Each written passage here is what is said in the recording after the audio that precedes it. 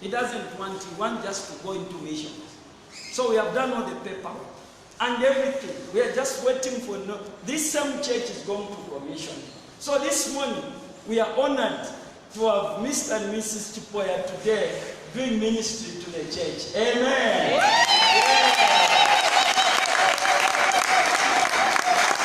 Yeah. That's a commissioner. Yeah. So you never see him in a uniform. Finally, he has resigned from Zambia Army, and he wants to go into mission. So we have done already the paperwork. We are just going to commission. A few weeks from now, you will see him across the country. You will see him across the world, taking the gospel. Amen. So this man is a blessing. First and last.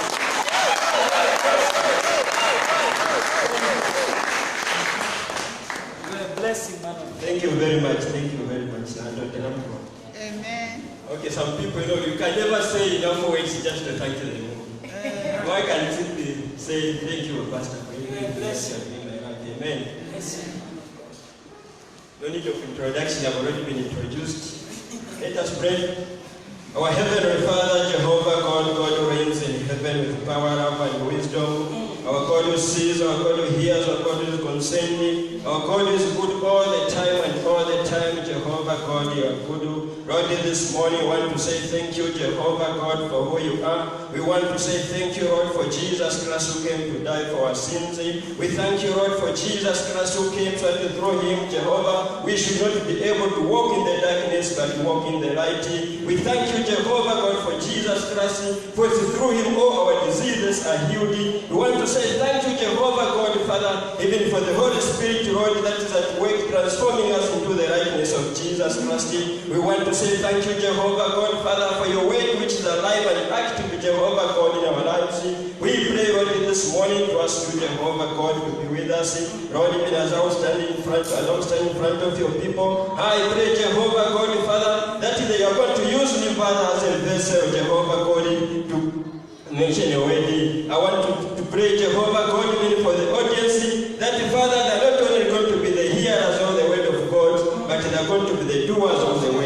In the mighty, powerful name of Jesus Christ, I pray. Amen. Amen. Praise God. Amen. Okay, I have got this tradition which I like. It just keeps me just to be in the mood of telling me just a simple joke. Amen. Yeah. No, I heard of this man who loved the wife very much. You know, he loved the wife very much. So, when you love somebody too much, it comes into jealousy. Remember, I speak 7 languages, none of them fluent. So, so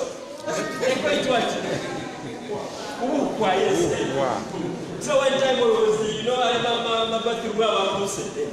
So he was bathing that got so popular, then he heard somebody saying, Oti. So he picked the punch fire, so he crowded. He said, hey, what is that man doing here?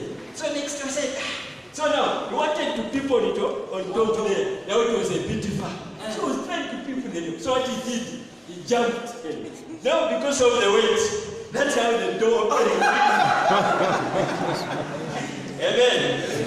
Okay, well, that was just okay, I know some of you it's very difficult to laugh. But I know you are like some of those people. One time when you stand up at you, ShopRite, that's when you remember the joke. That's when you would have to go. Amen. Yeah. You are a man of it.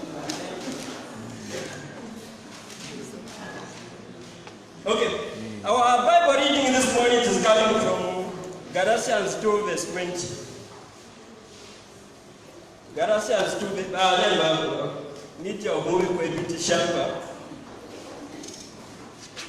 Amen. Galatians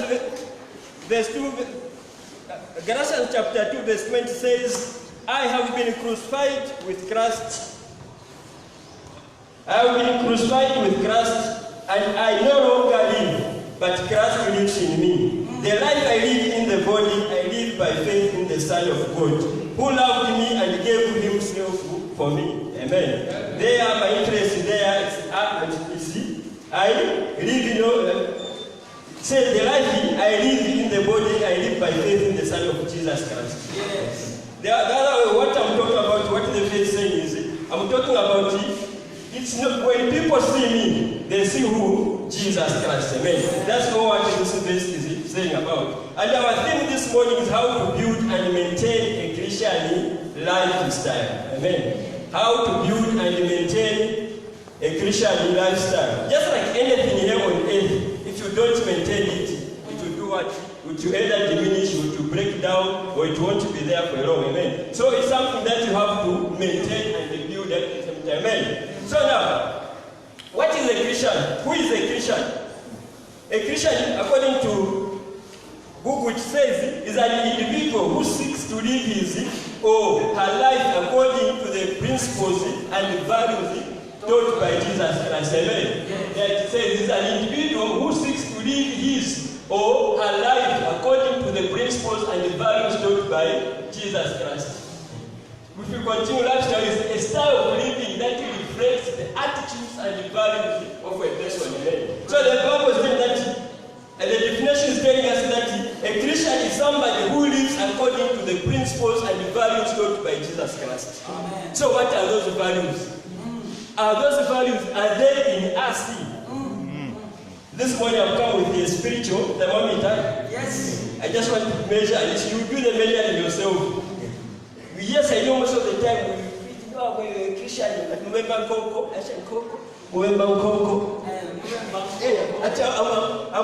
very strong Christian. So now we're going to see how those end. So now the Bible is saying that principles and values. Now what are those principles?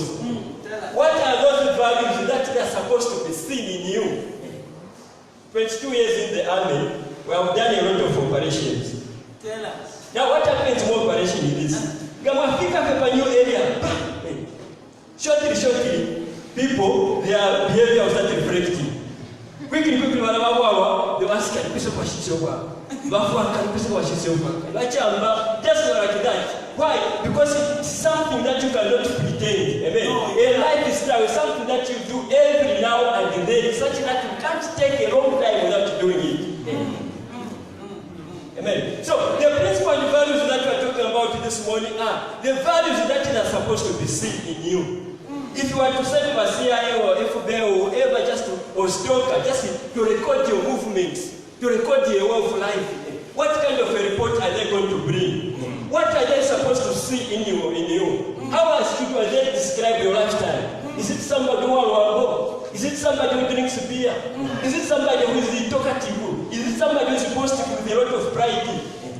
So the values and principles we are going to see this morning are the things which they are supposed to be seen in you. Amen. So take me next to the teaching aids. Amen. Amen. So the first teaching aid that we have there is the fritter making. Amen. You know my fritters, huh? Ladies, if you want to make my fritters, those are the 5 you must have. Amen. Okay. 5 you must have. You're supposed to have flour, you're supposed to have water, you're supposed to have yeast, you're supposed to have salad, you're supposed to have flavor. Amen. Wow. You can't make fritters without those. If you replace flour there, yes, and you put milk, it changes, it becomes a what? A tomato, right? Yes. Yes. If you remove like salad and you put water, you call it mashora. You remember mashora? Okay, yeah. They're still there. Yeah. Yes. So if you replace everything there, it changes. It won't going to be fritter make, it will be something else. Amen. So that is the same way. In the 5 principles that we are going to talk about this morning, once you replace them in your Christianity, it changes. It's no longer Christianity. Why? Because the 5 they are a must have. Amen. Then take us to the next thing. The other one is for church building. You have seen this church over there. For this building to qualify, it's supposed to have those 5 things there. Without any of those, it cannot make it. Amen. The number 1 is the foundation. Then the number 2 is supposed to have the bricks. Then the number 3 is supposed to have the terraces, this which hold the iron sheets. Amen. You can't put my iron sheets without the terraces. Then the iron sheets, then the nails. Amen. We shall get back to this. Then take us to the last one. The other one is human being. Amen. Yes. For me to qualify to the human being, I'm supposed to exhibit all these things that are supposed to be seen in me.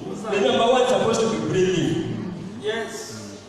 It doesn't somebody else breathing here. Something is wrong. There's something wrong, right? Maybe it's the brain dead or vegetative or the require machine support. Yeah. So, then number 2 is supposed to be eating.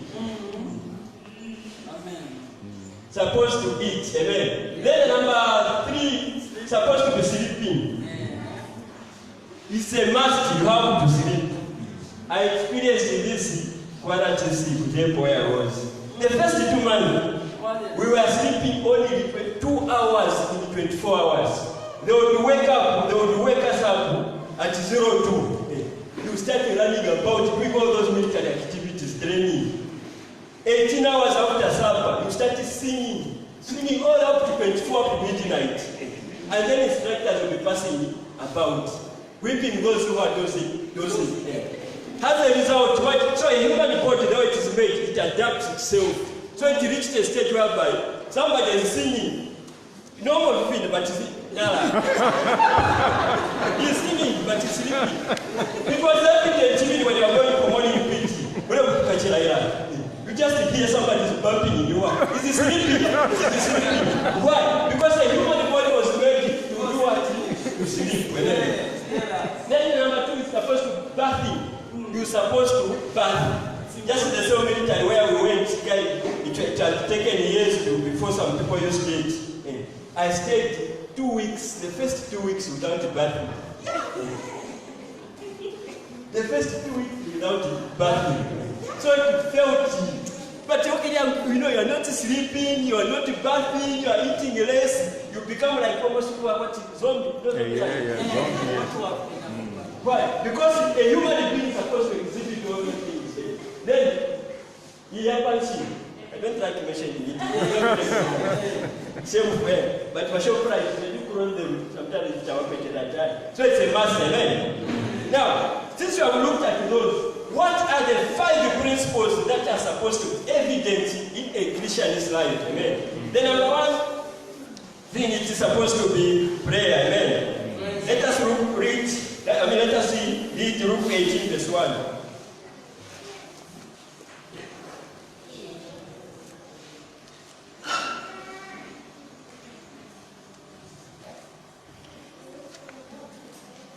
Yes, it says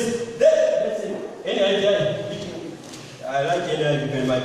It says, then Jesus told his disciples a parable to show them that they should always pray and not give up. Amen. What does it say? They should always pray. He didn't say that they may feel like praying. He didn't say they may pay somebody to pray for them. He didn't say they may do this.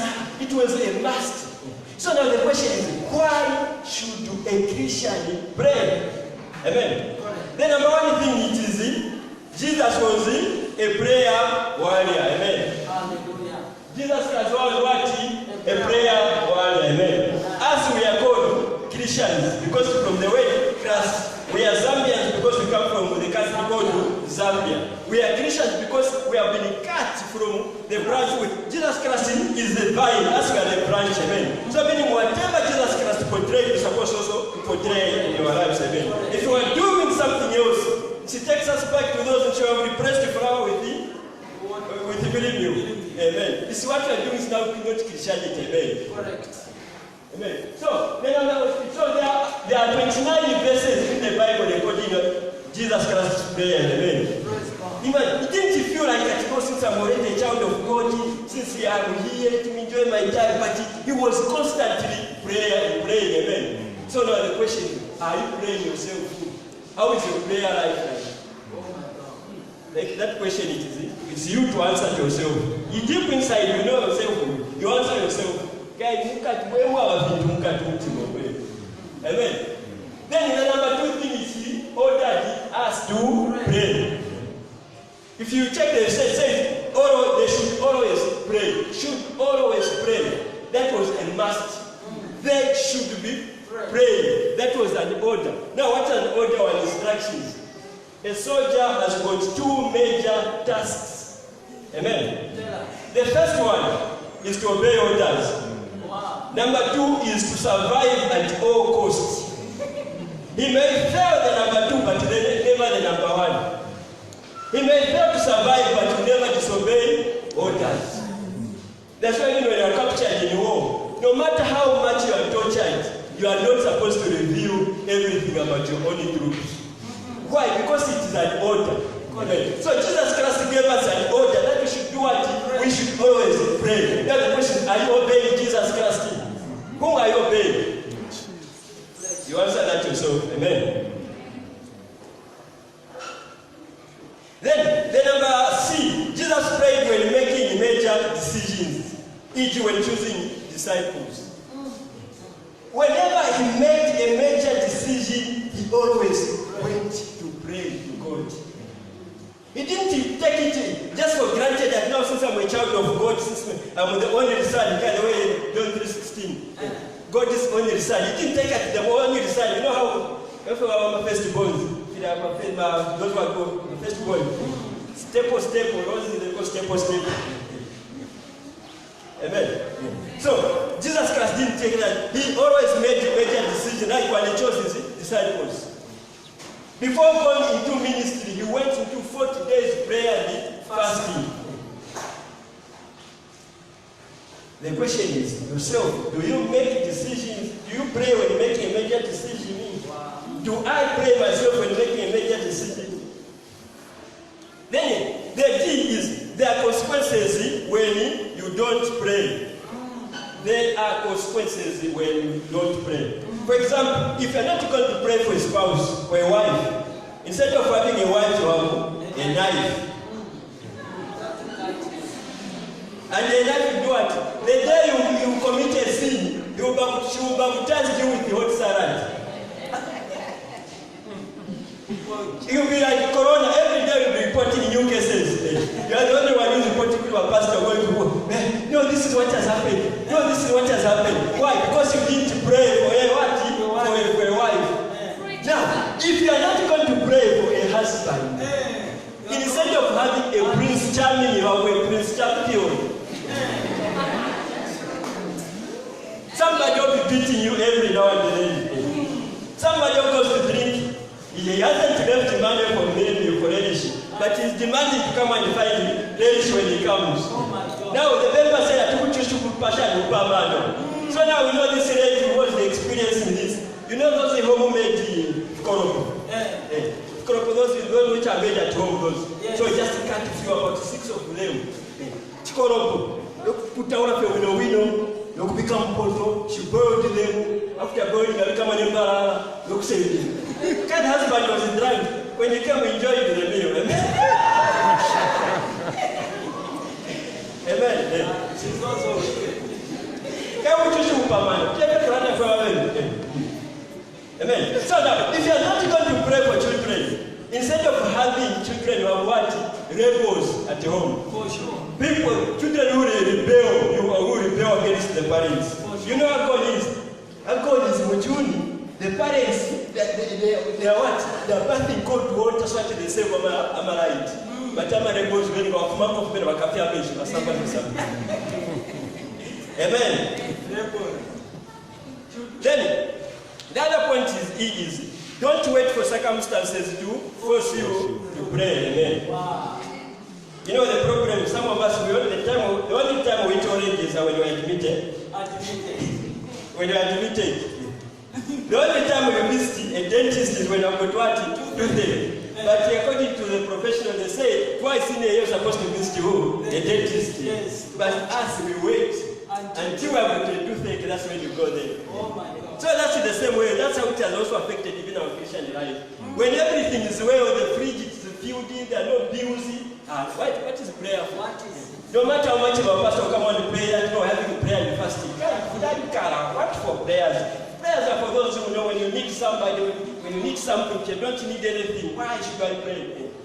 But the issue is don't wait for circumstances to force you to pray. Amen. Ahead of this campaign in America, you know America is big from one coast to the other. So they were trying to transport a certain kind of species of fish. So what they used to do is when they take fish from one part of the country to the other, they discover that fish is bad, it is tasteless.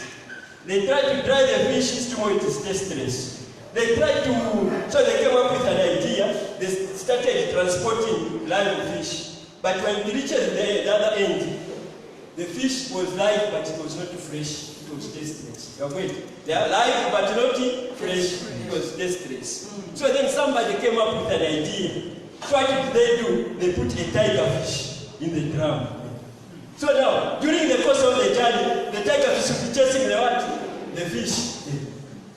And that's how the fish was maintaining its freshness. So don't wait for the tiger fish to come in your life. Don't wait for the circumstance to come and force you to pray. Pray on your own. Pray on your own. Amen. Amen. Amen. So we move on. Time. We move on. So the next point is we're supposed to be number 2 point. It's the Bible reading. Amen. Number 2 point is what? Bible reading. Let us read Matthew 4 verse 4.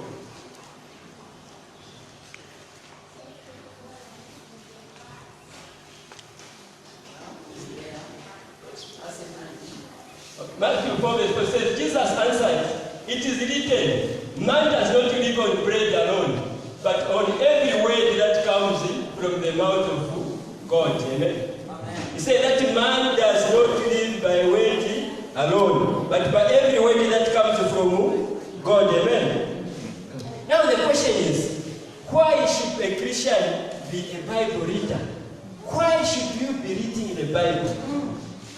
Why should we just be listening to the Bible? Whenever a certain verse is mentioned, don't I know who will have to check the Bible? Why should you be like that? I hate to remember. He was painting. Yes. You know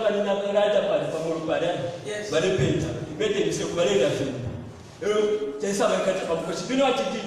He drank paint. Who started paint? Can I never mention that before?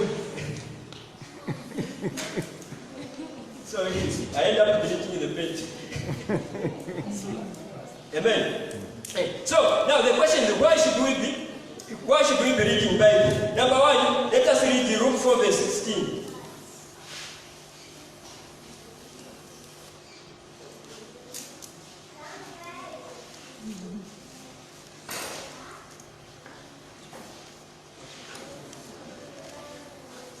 Amen. Luke 4 verse 16 says, he went to Nazareth where he had been brought up, and on the Sabbath day he went into the synagogue, as was his custom, and he stood up to read. Amen. That was Jesus Christ. Amen. Yes. And the key, we are going to do also the key way to study. You study the Bible by using the words that are prominent. So our prominent word here in this place, it is custom. As was his custom. Amen. Yes. This year I'm celebrating 20 years here in Churchwood. Here in North Rise. I've been here since 2001. And in the 2001, I had been maintaining one custom. The only time that I went to sat on that second row seat, there are just a few. Yes. Why? It is my custom. Every time, no matter how empty the church is, my eyes are on that seat. That's why I just go direct to seat. If you are already, when I came, my father was already sitting there. So I just went to sit by next event. So what am I talking about? It's a custom. Now, what are custom? Custom are the traditions that we do every day. Amen. So, one of the traditions Jesus Christ was, he went into the synagogue, and there he was given, by then they were not reading, but they didn't have my Bibles like we have. They had scrolls. He was given a scroll and he read. So the issue is, Jesus Christ was what? A Bible reader. If Jesus Christ was a Bible reader, who are you not to read the Bible? The question, do you read the Bible? Who is winning between the first book and the Bible in your life? What comes in your mind? What is your tradition? What is your custom? Immediately you wake up, is it to post your status on Facebook or to check it, to read the Bible? You should answer that question yourself. Amen. So now, let us look at let us continue. Then the other reason why we should read the Bible is knowledge is victory. Amen. Knowledge is victory. When you enter a That poster there. As you go, can you check? There's a poster for school for Tiraya. That is where we go for studies. To school for Tiraya. And the motto there, it is what? Knowledge is victory. Amen. Victory. Now, you have heard of some organization called the CIA. Yeah. CIA of America, MI6 of UK, KGB of Russia, Mossad, intelligence, Israel. Amen. So, these organizations, their duty is to gather information. They gather knowledge about you very much. For example, even in this country we are going to go at Bashushu, that is the term we use, at Bashubakamucheka. Their duty is to gather much knowledge about you. Now, once they have known what to do, they'll be able to hit you where you are most vulnerable. Amen. So the issue is, if you want to be victorious in life, gain knowledge. Amen. I'm not talking about the knowledge that you get from Facebook. I'm not talking about the knowledge that you get from Google. I'm not talking about the knowledge that you get from whatever book you read, but I'm talking about the knowledge that you receive from the Bible. Amen. So, because the Bible, it is a manual for life. Amen. Yes. We all have got phones here. If you don't, for example, this phone, I want to drop it in water. That's what the manual says. No.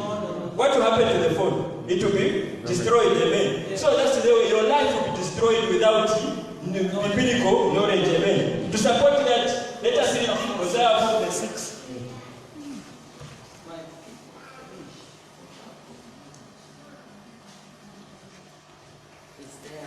Yes. It says, my people are destroyed from lack of knowledge. I'm not interested in the other part. Just there we go. It says they are destroyed for lack of what? Knowledge. Not any other things. They are not destroyed for not having a big bank account. They are not destroyed for having a They are not destroyed for being famous, being known. They are not destroyed for anything, but for what? For knowledge. And what kind of knowledge is that? Biblical knowledge. Amen. So, as the children of God, if you are a vibrant Christian, you're supposed to be reading the Bible. Amen. Then the number 2 point is to defeat the devil. We need biblical knowledge to defeat the devil. Yes. Jesus has quoted the scripture, even the devil is also quoting scriptures. If you suppose the devil is to come today and have a contest with you, who ran away? Let us look at this. In Matthew 4, verse 3 to 7, in verse 4 says, Jesus, it is written. Amen. That was Jesus Christ. It is written. Then, Satan also says, verse 6 says what? It is written. He was also quoting scripture. Then, Jesus says, in verse 7 says, it is written. Now, listen, go to this. Go to chapter, to verse 7. Matthew 4:7. He says, it is also written, do not put the Lord your God to the test. So what did the devil? He knew that I'm dealing with somebody, he knows what he is doing. But it just became apparent to him that I'm dealing with an expert. What did he do? He took off. Amen. Now, suppose he was to come here, any scripture about healing, you know? Nothing. Nothing. Any scripture about worrying, you know? Nothing. COVID is here. Any scripture you know about fear? Nothing. What will happen? To take advantage. For sure. Amen. So to take advantage. So we go on now. Just you know there's that inside of me that likes giving jokes. So I'll give a joke. There's this, you know, this man crazy guy of my drivers. So she was driving. Speed. So I was saying that speed trap. So they say that he's driving fast, so they tried to stop him. Still more, they say, guarded, that's how he went straight. So that's how they started chasing. Chasing. Then finally, they caught up with him. Then the police will say that today, if you give me a reason that I will never hate you on earth, I I'll let you go. He said, just give me a reason why you couldn't stop me. So the man said, last week, my wife ran away with a policeman. So, I was getting out, I thought you were bringing her back, that's why I was running away from him.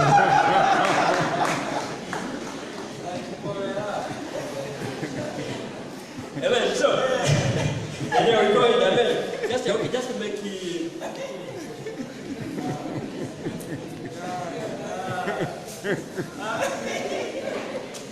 So, let us go ahead. Okay, now we have maybe 2 days from now, when I remember when we were seated alone, I said, I remembered the joke here last week. Amen. So we go ahead. So we're looking at the point. Yeah. Amen. So we said, for example, now we said that those my teaching aids. Okay, they are back. Okay, it's okay. I want you to okay. Shall we tell them back to them in our conclusion? Amen. Now, there are 3 things that are supposed to be visible in a Christian life. Either you like it or not, it is resisting the devil. Either you like it or not, you just have to resist the devil. Why should you resist the devil? That is number 1 question. Why should you resist the devil? You know, in a game park, every morning there is one thing that goes on in game park. In the morning, when the impala wakes up, it will say to itself, today I have to run. If I'm not going to run, I'll be eaten. Yes. Wait. Yes. Say I have to run. If I'm not going to run today, I'll be eaten. Then the lion also says, today I have to run. If I'm not going to run, I won't eat. So every day is a matter of running, amen. So that's how us Christians are here. If you're not going to resist the devil will take advantage of you. For sure. So let us read James 4, verse 7. James 4, 7. That it says, submit yourselves then to God. Resist the devil and he will flee from you. Resist the devil and he will flee from you. Amen. So the question is, why should we resist the devil? The answer A is, Jesus Christ was tempted, so are we. Amen. Yes. If Jesus Christ was tempted, if you are a genuine Christian, know that you also be tempted. Amen. I heard of this, actually, in Russia they call them Kochikara or Oxcart, yes. So now there was this slave, there was slave for the master and the slave. So they are going on a journey. Then on their journey, that's how the ox cut the tire to broke. So now it broke, that's how the master in that story, the master is an atheist. It's somebody who doesn't believe in Jesus Christ or in God.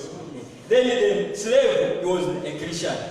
So now, as they were going, the tire it broke. So as it broke, that's how now the slave was trying to mend the tire. As he was mending the tire, that's how he hit himself on the nail. So they felt pain. Now the master said that, look at you Christians. Look at me. I don't believe in God. Look at my life. Everything is well. I'm living nicely. I've got everything I want. But look at you, Christian. You're always struggling. Why do you struggle like that? Yeah. So, as they were saying, so the slave, he didn't have an answer right to them. So that's how they saw, I'm a bed. They come like to sit to land somewhere near them. So that's how he moved and he shot a gun. And he pointed at the bed and he fired. He can't know shotgun. A lot of people are to fuma. So after he fired, some beds, they were killed instantly there. Then there are some which were injured. So now they were running away. So now you know what he did? He said, hey, slave, go and catch those beds. You leave the dead, go and catch those the ones which are struggling, which are running away from him. That's why I said that, now that gives you the answer. You, the devil, is not struggling you. Why? Because you are already dead. Me, I'm struggling. He is pursuing me because I'm running away from him. Amen. That was a nice one. So that's how it operates. Amen. So let us we continue. We said if Jesus Christ was tempted, so are we also should expect to be tempted. Amen. Then the number 2 is an order, instructions. It is an instruction. An order, as you looked earlier on, it is an instruction. The instruction there is supposed to be submit to God, resist the devil. It's not saying you may resist the devil if you feel like, oh, the devil can left you, resist the devil. It's okay, I can let you. Just coexist with the devil. Coexist, you know. Just learn to live with them. Like you're a cockroach. I tell you, a cockroach, what you do? You burn the house. No. But you get a medicine and spray. If you are failed, you continue, you let them coexisting with the cockroaches. Yeah. So that's how some of us will do. No, the devil, probably can coffee. I couldn't tell a it's okay. I couldn't tell you what you shy, it's okay. You start even saying, bringing those sayings, but the devil you know is better. The devil you know, that is better. How can the devil be better? No. So, then, the number 2, the C, the devil attacks the weaklings. The devil does what? He attacks the weaklings. Israel. It is surrounded by almost 6. Kasimo country, a population about 7. And you can run across it in 2 hours, then in 2 weeks across. It is small, population 7 million. But it's surrounded by 7 enemies. Enemy, those not enemy are bitter enemy. Them that always want to destroy Israel. But they rarely attack Israel. Because they know that once they are attacked, then the impact. I'll keep on talking this because you know, 20 years of military, so it's part of me. Yes. When you are being trained, you know what you are doing. To remove with your temper, control, so you can control the temper. That's why you can say soldier. Now, we are not a weapon. Why? Because we are programmed not to use the not to just to control temper. So what used to happen with this? If you, for example, you are 2 of you are going and you have offended the way you are going to so they will tell me, hey, slap him. So even he must say, hey, slap him. So just we keep on slapping. So you don't get out change. So mumma kumaru pizone. Get out. So you know what is that? So in that person you know that in the will do what? We expect also to do the same. So now what am I saying is the devil knows. And who you attack him, Gambo paper. I'll be in trouble. But if you are weak, what will happen? What challenge? Just keep on bringing problems, more problems. You'll be recording cases every day, cases. You know how, you know the lions, even the lions, what they do is they see animals, right? What they usually do is it will stop. You're stalking. When it reaches near, it will reach time and any of those. So what you do, it will just go. Now, as the animals will start running, that's when you to master to that one. Because for our, it will be so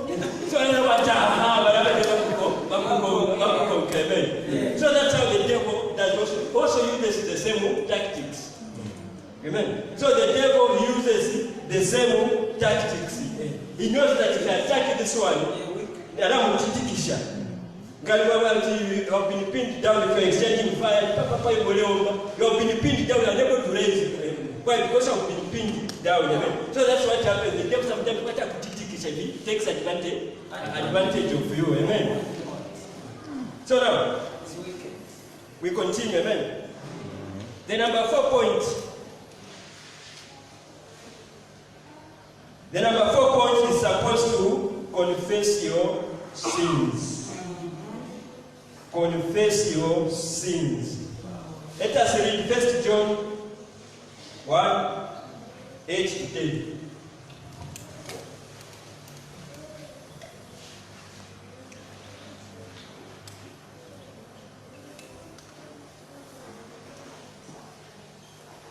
It says, if we claim to be without sin, we deceive ourselves, and the truth is not in us.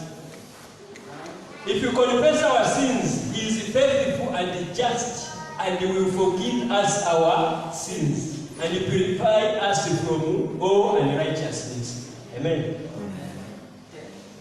Then it says, if we claim we have not sinned, we make him out to be a liar, and his word has no place in our lives. Amen. So, there was actually that program that every day we face south and west to die, right? But if you rephrase that, every day we face 1,000 sins. My sins, okay.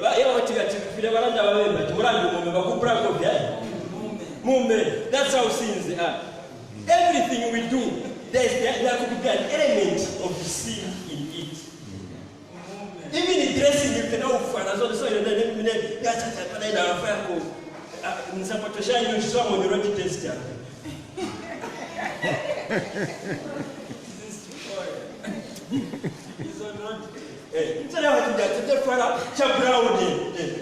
there was a pride in it already. I've seen that. So yeah, in everything we do, there is a possibility of sin in it. So you cannot say I'm living a holy life. That's why the Catholics, but what to my end, so you start confessing your sins to the Father. No, my Father, I did this. My Father, I looked at this. My Father, I picked this. My Father, I went through this. You are confessing your sins because that's the one which is the problem. I remember at one time when I went to the party, there was, Akari, what they used to do, kingdom, chief. They used to select a family, like a family, for example, the Kaumbas. You give us your son. When they get a son from the Kaumbas, then you'll be attached to the parents. Then they used to make them eunuch. By eunuch, huh? Yes. So now, at one time, so those are the people who only work to parents, meaning they can be with their queen. There is nothing that they can do.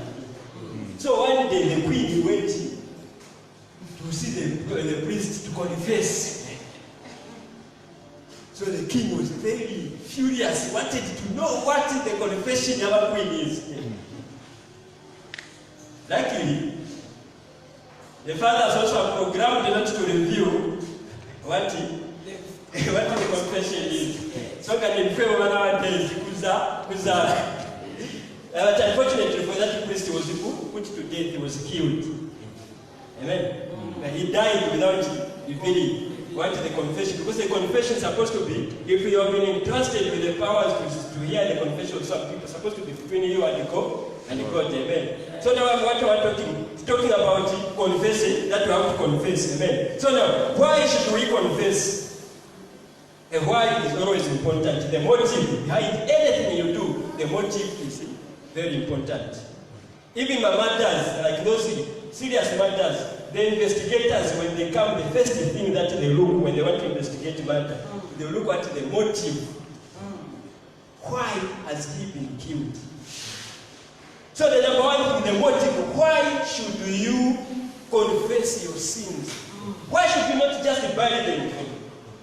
Bury them like I heard of these people they were eating in that. But then those nice grass tables. So they had a big child white was his graphic was not looking good. So what they did, they just brought the first towel and make our face. People don't do quite a tablecloth. Yes. Just to cover.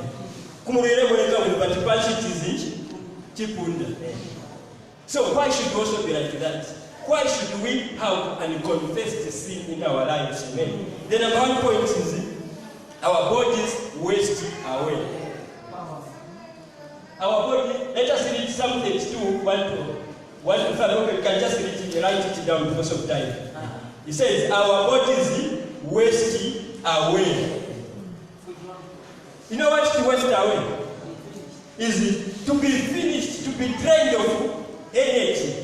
Energy, you start looking, you know what the thing is?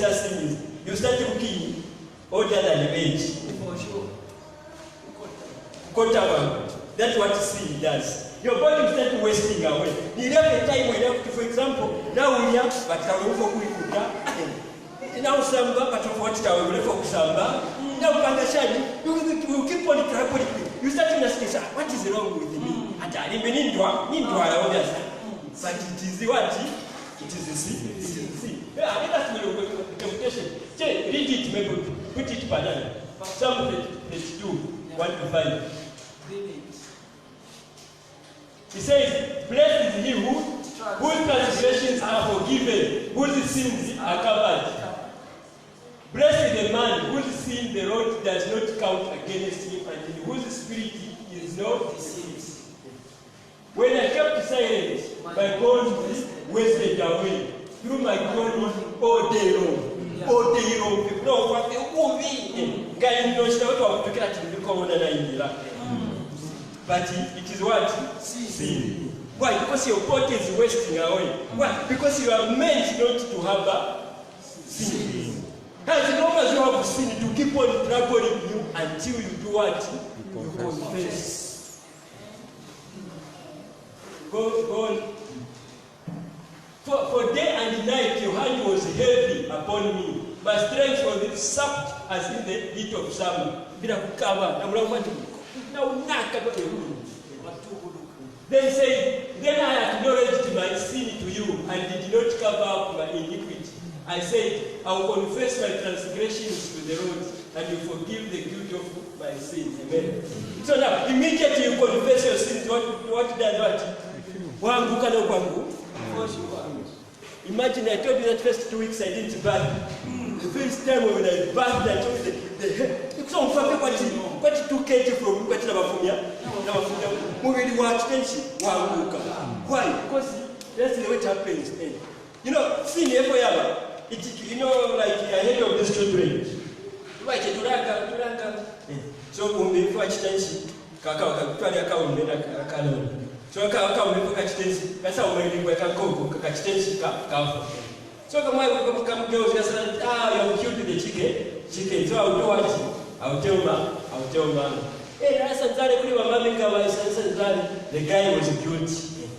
So he said, I'll make a deal with you. Every time we will be washing, when the duty comes for me to wash plates, you'll be washing my plates. Now the boy was scared. So what does he do? Instagram Africa, he went to Sanjay Mbaye or Narabe. So the boy got out what? Because he washed the plates. But the other day, it's your turn to go and wash your plates. If you don't wash it, I'll tell man.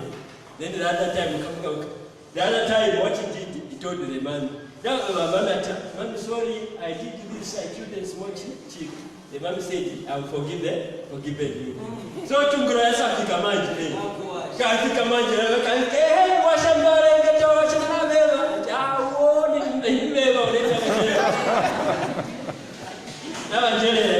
so that's what happens. Immediately you confess your sins. Yeah.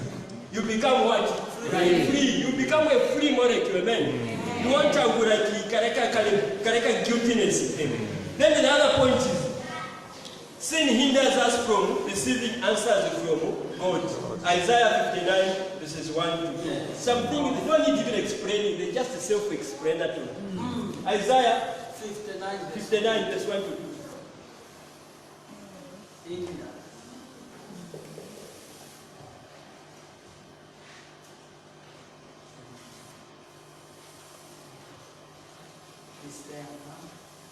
He says, surely the arm of the Lord is not too short to save, nor his ear too dull to hear.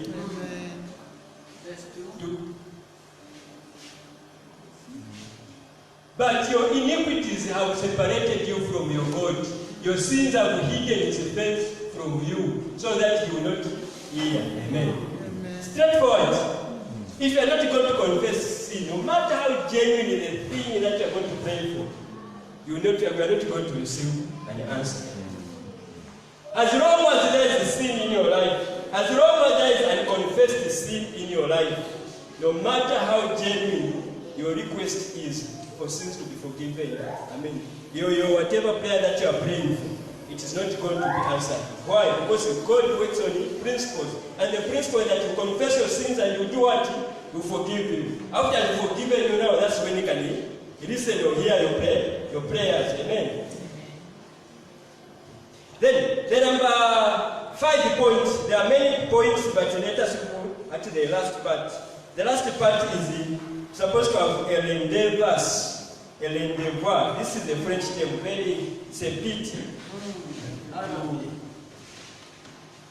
to pronounce. Rendezvous. It is a French term.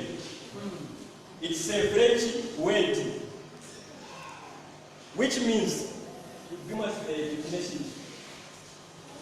Yes, rendezvous is an agreement to meet at a certain place and time. An agreement to meet at a certain place and time. Then, 2, a place appointed for a meeting, or at which customarily you're supposed to meet up there. So a place appointed for a meeting, or at which persons customarily meet. Amen. So, RV, it is a military term. We use it very much in the army. And RV is almost like an alternative place. Whenever you go for battle, you always be told an RV. And RVs, not RVs, tank fisting. And RV, what happens is, for example, you have seen those paratroopers, but I'm parachutes. They will do randi. For example, they want to overrun this camp. The commandos in a group to make them police camp. Then they will be told that your RV, it will be this what in this training square. Something. So that will be an RV. What it means is, these soldiers, when they are dropped there in police camp, when they overrun this camp, everyone will know where to go. That's key. The meeting place, it has been told, everybody will be told that your RV is where? Something. That's why the helicopter will come and pick you up. If you make something, so, even as children of God, we do have what we call an RV. We're supposed to have an RV with God. Amen. Now, the question is, what is the difference between Petrosha praying and an RV? An RV, it may take a bit to explain. An RV, it is a meeting place whereby, for example, I can pray at home. Now wait. Yes. But an RV, I'm coming from home, I'm coming here for a meeting with who? With God. Now wait. Yes, I can pray at home. But when I move from home coming here, I've put it significance. I've valued it. I've put it more value. So when I come home, I know that I'm going to meet God. I'm coming here specifically for a certain point. I can pray at home, but an RV. Usually, I do take a walk from home to stay here back yesterday. I do just take home. In my mind that I'm going where? I'm going to meet God. And I'm going there for what? Specific. That's the moment I'm praying for missions. So when I come home, I'm going to meet God where? At Northrise. Yes, it can be like the other pastor says, if when they found somewhere, that can be an RV. Yes, any appointment, any place that you have agreed that this is where I'll be meeting God specifically for that event. So now the question is, why should we have an RV? Let us read Psalm 42, 1 to 2. We hear from what David said. It says, "As the deer pants for streams of water, so my soul pants for you, O God. My soul thirsts for God, for the living God. When can I go and meet with God?" Amen.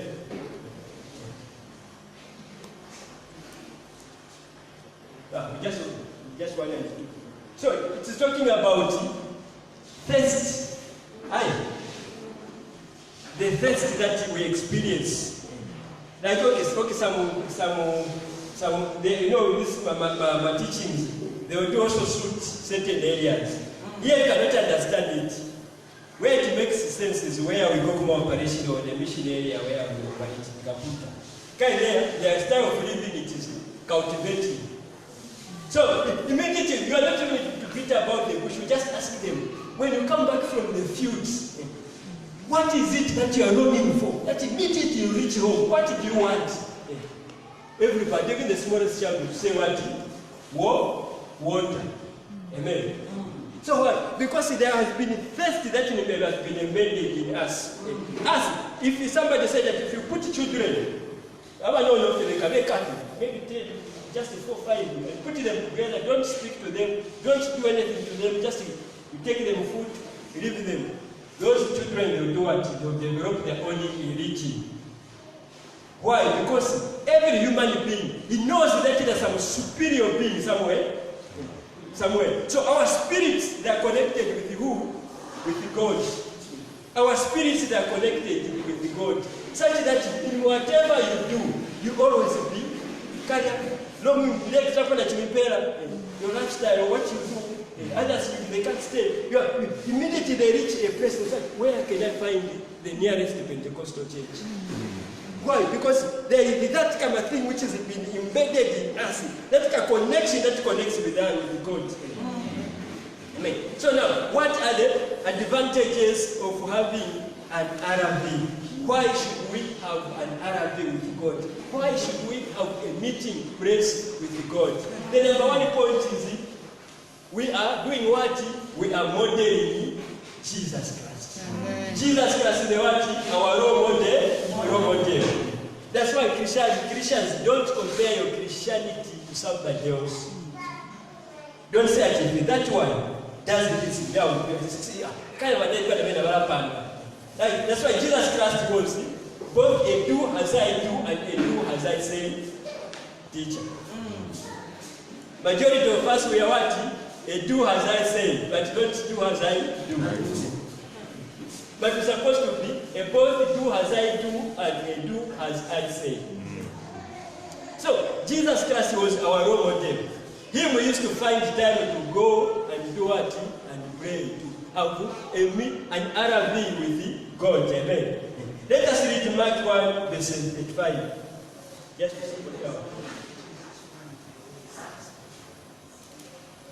he says, very early in the morning, while it was still dark, Jesus Christ got up, left the house, and went off to a certain place where he prayed.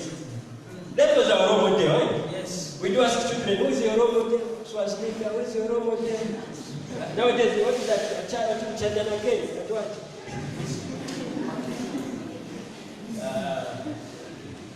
Who is your role model?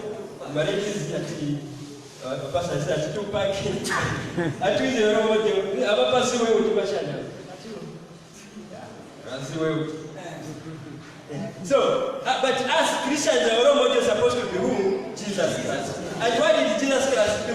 He used to have an RV with God. So even us, we're supposed to do a what? To have an RV with God. Then, yes, we are about to conclude. Then why? What are the other advantages of having an RV with God? Philippians 2:18. To receive power. He says, Philippians 2:18.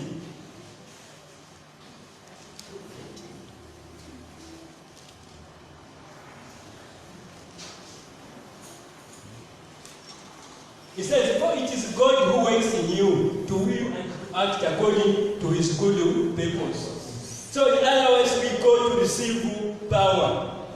If you are a worshiper, or if you are a song leader, or if you are a choir, there are times when you can feel tired. You require to have an RV for God to give you power. If you are a preacher, there are times that you can feel tired. You need to have an RV with God to give you power. Power, you need to put power, fuel. You need to refuel it. Amen. You need to put fuel, or even It can even just be encouragement. Amen. It is able to do what? To boost someone. Amen. So when we go to God to what? To receive power, because you need power to serve God. Without the power of God, you cannot make it. It cannot make sense. Even what I'm saying here, it can just be waffling. Why? Because you don't have power. But when you have powers, you'll be able to do mighty things. Why? Because you know where to go and receive power. And that power is supposed to receive it from God. Then, the number C point is to restore your joy. To restore your joy. Every day we are facing something that can suck joy out of you. There are problems. Right? Just right up now. This is the time we are going. If we look at the news statistics that is coming, I tell you, if you have got like a mission program, you start wondering, when is it going to happen? Okay, you are looking at it every day. If you check the news where it is coming, 1,300 new cases, 1,400 new cases, new cases, 1,000 new cases. Even when you are walking such area, we will mind new cases. So all that can do what? Can take joy away from you. But if you have got an Arab with God, you are going to rush to God. So that He can give you what? Power. You can give to restore your joy. Amen. Yes. So that you restore your joy. Let us read Psalm 51 verse 4. Restore unto me the joy. He said, restore to me the joy of your salvation, and grant me a willing spirit to sustain me. Amen. So we go to God, have an RV with God, so that you'll be restoring your joy every day. When children, sometimes you can even be like, just to be demoralized. You are praying for your children to accept Jesus Christ, but the more you pray, the more they are doing something else. You can also be demoralized. Amen. But if you have got an RV, you can simply go to God so that you can go and do what? Restore your joy. Amen. Then the number 4 point is to renew your thoughts. Amen. Romans 12 verse 2.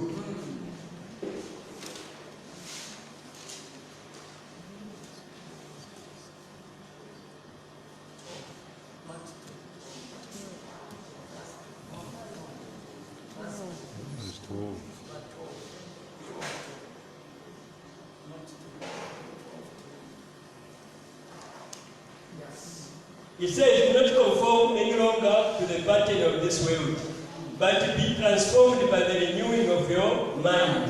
Then you will be able to taste and approve what God's will is. His good, pleasing, and perfect will. Amen. So, the Bible is telling that God has that power to do what? To renew our thoughts. Amen.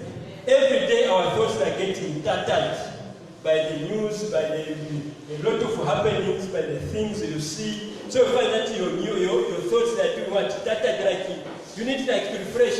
You don't matter like maybe a tablet, your phone. If there is a lot of information, you don't have to do what? To function properly. So you need to take it, they go and flash it down. That's what they call it. So it's almost same like you're doing what? Like renewing, amen. So now, to just to conclude this, take me back to the run, just to run over this to the teaching aids. I'm done, I'm finishing. I know I remember the body. I have started missing home. Amen. So, we have looked at the 5 points, amen. So, the number 1 we looked at, it was said, filters. These are the teaching aids that we looked at. We said the number 1 principle we require it is teaching. You see? The first principle that we require is prayer, amen. So, now how does prayer operate to those things? Number 1, prayer is like flower. We require for it just to gain relevance, it's supposed to have what? For as a Christian, you're supposed to have a prayer in your life. Then prayer is like water. Then prayer is also like what? East. If you want your horizon to expand, if you want to glorify God, if you are a giver church, whatever you are, once you add prayer to your Christian life, to do what? Just like East, to do what? to expand, amen. And a lot of people will be able to see your things. Then prayer is like salad. Then we said prayer is also like flavor. Flavor says you can put salt or sugar. Amen. And flavor, that's what makes your life. If you want your life to be flavor, to have a flavor, your life, if you read it, if you go in John 10, don't go there. John 10 verse 10. The thief comes to steal, to rob, and to destroy. But Jesus Christ came so you can do what? Have life in full and in abundance. Amen. So Jesus Christ, the more you pray to Jesus Christ, that's why he will be able to give you the flavor. Amen. Take us to number 2. Then we said a prayer is almost like a foundation. As where we stay, we stay there near the stream. The foundation that we dig there is a big foundation. You have to dig deep for the house to withstand, because why there is water. I may have put a foundation, I have malaria, but the house is intact. Yes. Why? It's because of the kind of foundation that you have done. So that's how also prayer operates like. It's like the foundation for this place. Amen. Then prayer is almost like your bricks. You have seen how this bricks are. Every day you pray, it's like you are building. One block at a time. Every time you are praying for children, you are praying for employment, you are praying for a spouse, just know that every time you pray, you are adding what? A block, amen. Then you start. Then number 2 said the terraces. Prayer is what holding, the terraces are what are holding the iron sheets, amen. Without the terraces, there will be no roof. Then we said also that we have the prayer almost like the iron sheets. Prayer, when you pray, to shield you. Like we are here, it can rain, but we are protected. Why? Because of the iron sheets. Amen. So that's how also even prayer operates. Then prayer is also like nails. It holds like what? The iron sheets.